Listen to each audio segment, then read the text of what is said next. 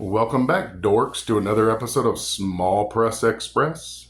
This is What's in the Box. This episode will be What's in the Box, What's in the mini comic box. This is the micro comics edition. All the books in this little box are really small, super tiny, or an odd shape. So I figured it'd be cool to check these out. I'll start with this stack over here. This is from one individual artist, and I do not remember his name. But these are all his books. Silver Media.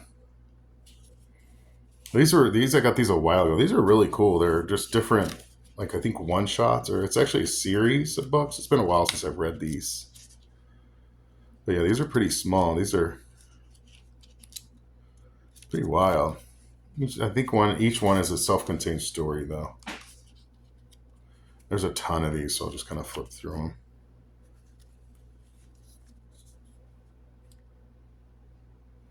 Uvids. Oh, these are really intricately done. I can't imagine. It must be a couple sheets per book. They're pretty thick. He's done a bunch of these.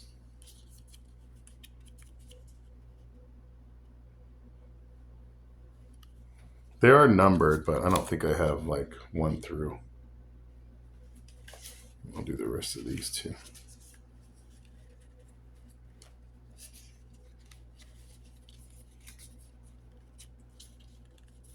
If I can get it out. Yeah, this is just one thick book. These must be a nightmare to compile. You get one sheet wrong and you don't have, then it's completely out of order. These are really cool books, though. I've had these for a little while now. There's a bunch of them in here.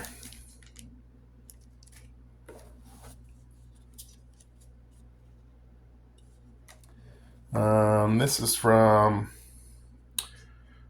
Hoy Domitri. These are dope. I think it's Dmitry Holzinger. I think he's from like Bulgaria or something. But yeah, I used to trade comics with this guy. He did this little mini comic. It's full color. It's really well done. I think it's in, yeah, it's in English. But yeah, I try to hang on to these little odd shaped little mini comics that you don't see often. This is by the same guy, I think. Or maybe not. This has just got like a different colored hole punches in it. I opened one of them. I don't want to open this one. But it's, yeah, just little multicolored hole punches, the little circles. This is Quacky's Fortune Cookie Messages. I got this at Dink in Denver, a little indie show. It comes with this cool little insert. I just love this format. A lot of people don't do this format. I don't know why. I think it's just too labor intensive. So it's not as common as you think. So I try to save every version of this kind of book that I can find. It's a cool little book. Bugs of Ballpoint. Let's see here. I'll do those in a minute. This is a cool accordion comic. I got the same show. It's not so much a micro comic, but it's just I think it's alphabet. Whoops, wrong side. I just liked how it folded up.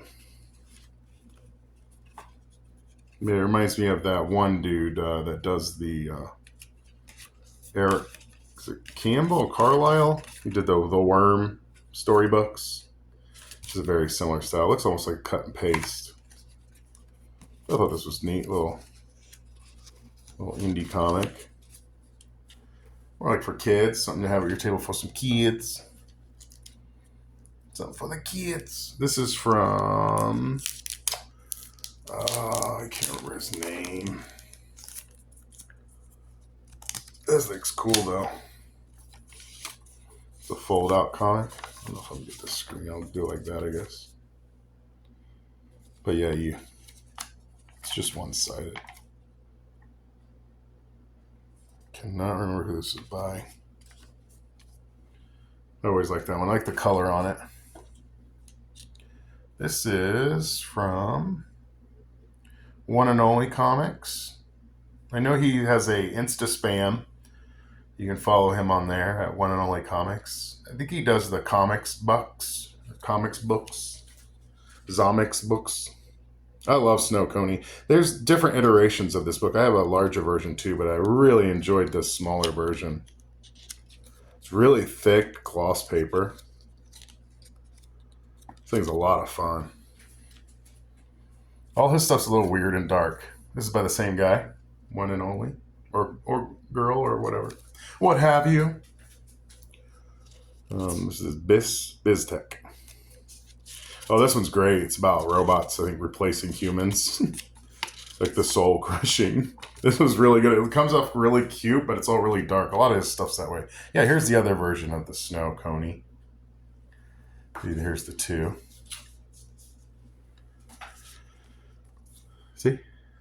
See, look at it. Just kidding.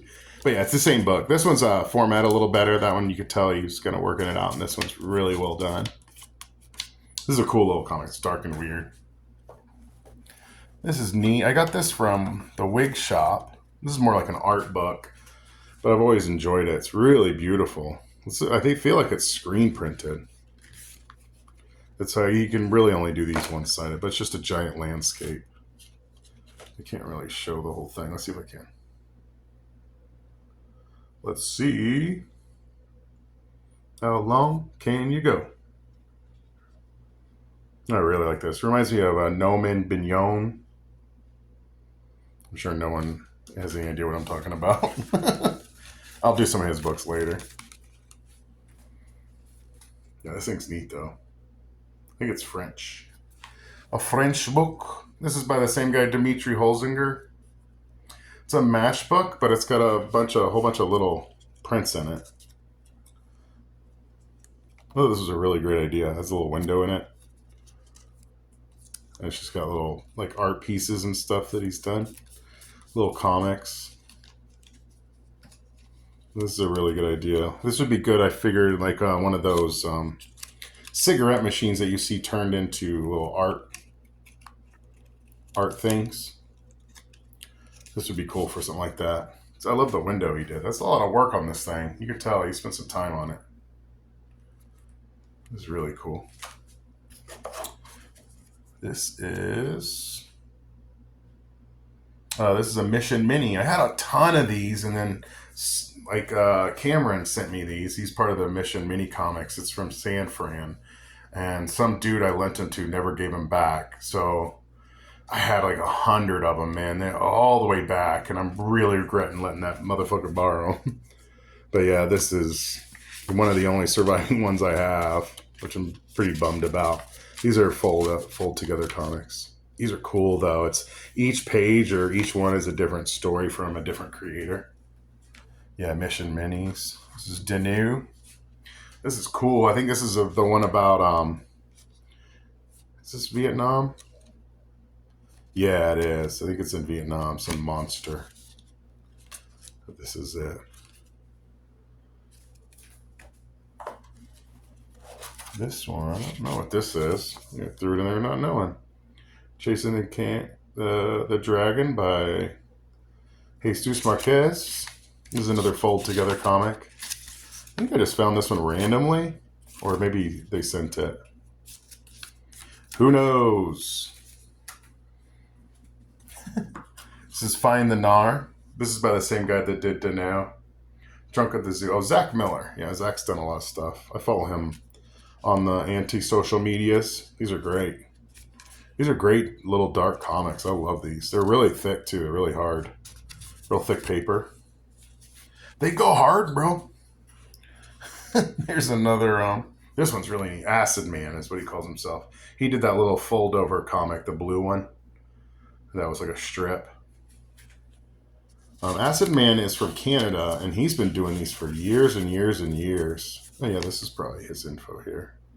Yeah, I think it's Robert Pasternak is his name. In Winnipeg. This is from 2020. He explains this little book, I think. This thing's neat, though. Every one of his books is slightly different. They're all very abstract. Yeah, I really enjoyed that one. Here's another fold together comic. I think this is another... I don't know where I got this, actually. This was also mailed to me. When I had the channel before it got taken down, the first channel, I was getting so much stuff. So I just moved recently, so I tried to save as much as I could, but a lot of it just got kind of tossed in that move. I just had so much shit. But I tried to save the ones I really liked. The creme of the crop. These are all in Spanish. But these are fold outs. I don't know if it's got an interior. Oh, yeah, it does. It's kind of cool. Yeah, these are really dope. I like these a lot. All right. This is Nathaniel J.K. He's the guy that does Soaked in Blood.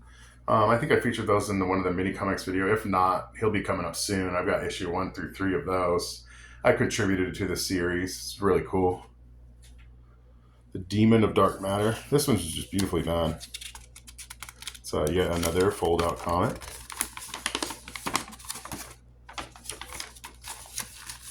Yeah, Nathaniel J.K. You can find him on Instaspam as well. He's part of the Toilet Crew, the Toilet Group. This is a card I found in a comic book. It's a Heroic Publishing. And I saved it because you could kind of see why. It's fairly inappropriate for like a comic book. So like, here's a trading card and wowza. Okay, I don't know if I can get it to focus. He's packing some heat. That's why I saved that card. I think it's funny. It's Rob Halford from Judas Priest. And lastly, not lastly, I got some other little ones. So this is a little flip book I got from, I think I got this from Wig Shop as well. I'll go ahead and flip it. I have to do it backwards. It works better backwards. Let's see if we do it forwards. Yeah, it works better backwards. It works either way. I'd love to do one of these. It's so labor intensive though. It takes so much time to put one of these together. And you gotta get the pages pretty spot on or they're not gonna look right. Here's a silicate bag. I swear by these. You get these in shoes and stuff. You get them all kinds of stuff, and they are great. Especially if you live in a humid area. You can put it with your comics, and they always stay fresh. They stay fresh. And these are my micro comics. Being inspired by all these micros, I started making these a few years ago when I was doing One Last Day. This is the Amoeba one. These are less story-centric. They're just little images of little creatures and stuff, like these guys. I used to draw these dudes out all the time. These little bug-eyed creatures. Yeah, this is one of the first ones. There's a bunch of these in here. Let me sort through. Get rid of some of the chaff, mate. Oh, this is microbes. It's even smaller. You can see that. It's smaller. This is a micro comic. Essentially, I'm trying to get down to the size of a stapler. I did one half this size called Shrooms, but I don't have any. But yeah, this is micro. This is more of those little bug-eyed monsters. This was Rhizo printed. Now I just do them at home on my little home printer. Oh, here's the pink version. There's two versions, a green and a pink, and black and white. Those little dudes. This is the most recent one I've made. I made it for Blood Desert. I've passed out hundreds of these around town. I leave them at weed shops and shit like that. People really like them. I think it's the novelty of it. My hands are giant, so this way this thing looks even smaller. But it's about a little bit smaller than probably about the same size of a quarter, maybe a little bigger. Same as a staple if you look. See the staple? So I tried to give myself just enough margin of air. That's why I kind of cut these in pretty tight so that when I cut and fold them and put them together, they actually work. But yeah, this is actually a cohesive story. This is one of the first stories I had ever done with this format, this small, tiny micro format. And I have the originals I can show you guys. Let's see if. Hold on a sec. This is kind of how you do one of these little micro comics. Let's see right here. So hopefully there's no glare. This is it. This is what it looks like before I cut. So I measure it out inch. I think this is an inch. So an inch. I use a ruler, and most of the work in doing these is the formatting them. And you just got to make sure the two sides of the sheet of paper line up. They're fairly wasteful with paper, but you can get paper pretty cheap at wholesalers. But yeah, that's the inside, the other side of the back. So you've got to just get these two to line up when you print them.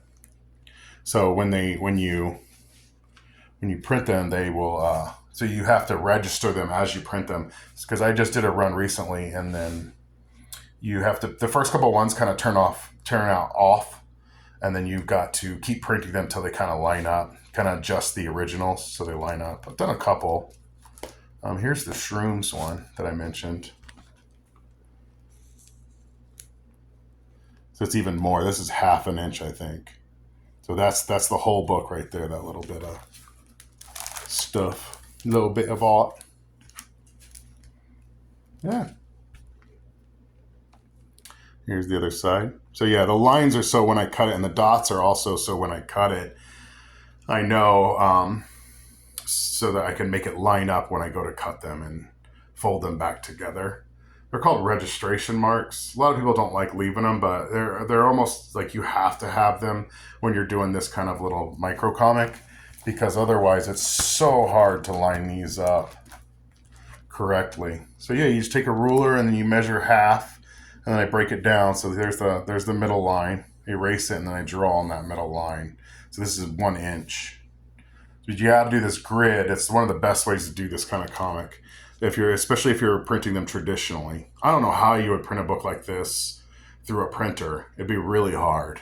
But yeah, this is how I do my micro comics. I have a little stapler that I use, and this is a pile of micro comics that I've collected throughout the years from doing the channel. And yeah, that's that.